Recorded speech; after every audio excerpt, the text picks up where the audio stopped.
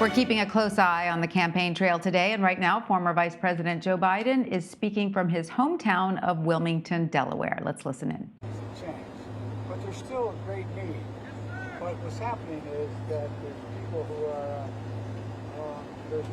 are in a position that they're getting engaged now, and it's mainly, like I said, when you had guys like Reverend Herring, we used to I'd go to Mass and I'd go down and sit in his church, and we'd talk about, plan about what we're going to do. We're going to desegregate the movie theater. We're going to march for something. I mean, and by the way, I'm not making myself out to be something special. It's just a lot of folks my age got engaged, and that's how I got engaged. Mr. Vice President, how are you feeling about... What do you think about America that you didn't know in 1972 or 1988 or 2008? I mean, just looking back over the course of your career and the moment you're at right now. Well, I mean, there's a whole lot. Hopefully, with age comes a little bit of wisdom.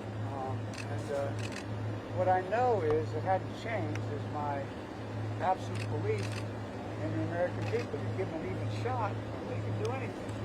I mean, they really can. How do you feel? It's not clear that you want it. What's your plan for that? If the tweet or otherwise, we know based on our reporting and Axios that that's what he plans to do. Well, look, like I said, you've heard me use the line today several times. Presidents can't determine what votes counted and not counted, and voters determine who's president. This isn't gonna, no matter what he does, no matter what he says, the votes are.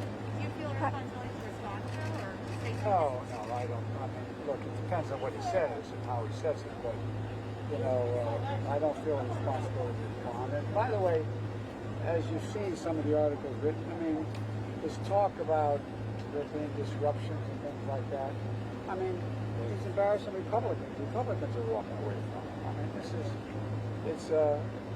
but look, like I said, I'm superstitious about predicting what an outcome is going to be for what happens. That's sort of who I am. I've always run. But I'm hopeful. How are you feeling Thank you. about the early returns? What are you hearing from them? Well, what I'm hearing is that there's overwhelming turnout. And the overwhelming turnout, particularly of young people, of women, and there's an overwhelming turnout among African Americans, for example, in Georgia and Florida, over the age of 65. And so, I mean, the things that are happening bode well for the base that has been supporting me. But we'll see. We'll see. Thank you guys. Thank you guys. Let's go, you guys. I feel positive that you are on the path to winning. Well, I don't know. We don't know how this is. For example, if Florida came in by 1, it's over. Done.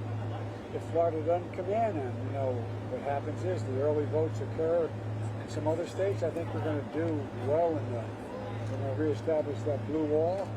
I feel good about that. We'll see what. But this is just so uncertain. Look, you can't think of an election in the recent past where so many states are up for grabs. The idea, I'm going to play in Texas, Georgia, North Carolina, Florida. I mean, come on. Texas? I don't. Does Ohio still win, given the tradition of presidential nominees going on to win the presidency because of their winning their time? Well, but, there's also been other traditions. They haven't been able to win unless they won Pennsylvania. There's all kinds of traditions. The only thing you know is traditions are made to be broken. There's just so much in play right now, and there's such overwhelming vote out there. We'll see.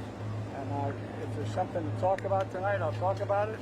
If not, I'll wait till the votes are counted the next day. Great. Okay? Thank you guys. Thank you. Let's go. Thank you, sir. Salute.